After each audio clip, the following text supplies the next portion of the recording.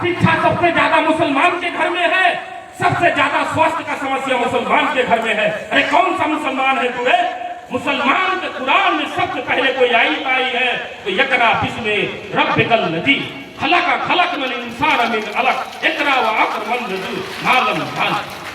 पढ़ो, कुरान कहता है पढ़ो, तुम यहाँ शिक्षित होते हो। कुरान कहता है तुम अपना हक लो, तुम विदेश जाते हो। कुरान कहता है पाकीज़ा निस्फ ईमान है, सफाई निस्फ ईमान है, तुम गंदगी फैलाते हो। क्यों? क्योंकि तुमने अपना ईमान खो दिया, तुमने हिदायत सिरातल मुस्तकीम को खो दिया। तुम तो बिरयानी और मुर्गा में बिक गए, तुम तो उनका चापलूसी और दलाली करना शुरू कर दिए। तुम मुसलमान हो ही नहीं सकते। इसलिए मुसलमानों, यदि मुसलमान बनना है तो ईमान पे आओ।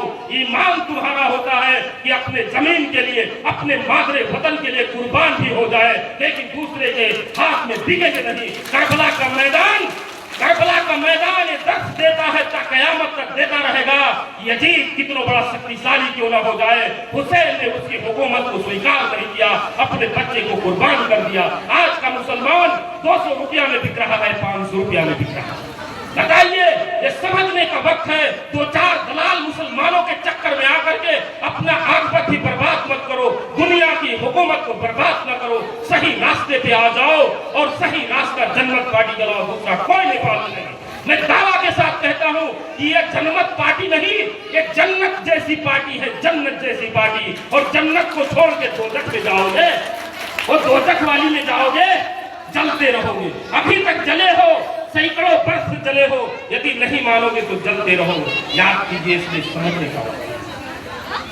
मेरे हिंदू भाइयों, तुम लोग भी कम नहीं हो, तुम लोग भी बिकने में कमजोर नहीं हो। बड़े धर्म के जाता बनते हो, बड़े धार्मिक होते हो। सिर्फ पीला चोला लगा लेना हिंदुत्व नहीं है।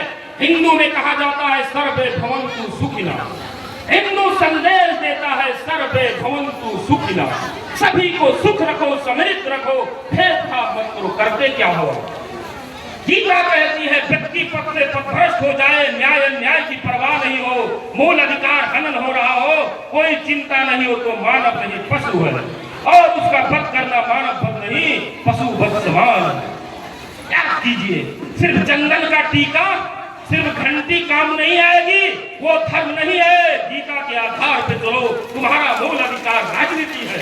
यदि राजनीति को है भूल जाओगे, तुम्हारे लिए कोई हक काम नहीं देगा। याद कीजिए, कितनों काम करते रहे।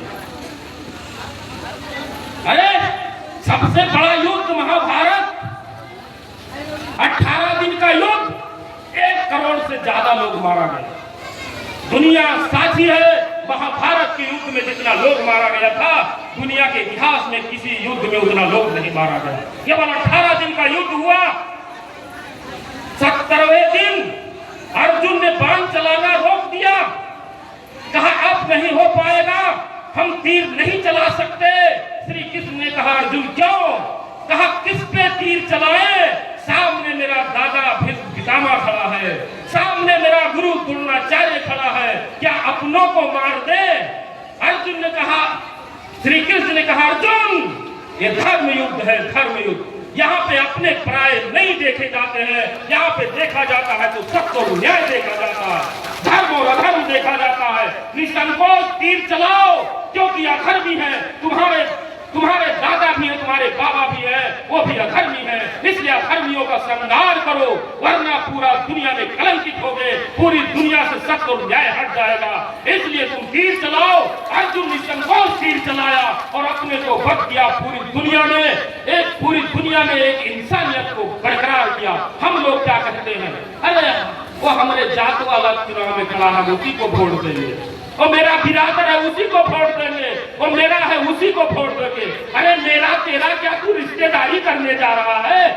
अपने बेटी बेटा का शादी करने जा रहा है जो जात पात देखता है?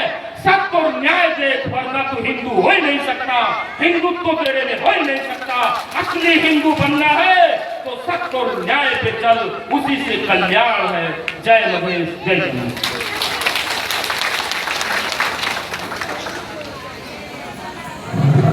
बहुत बहुत धन्यवाद।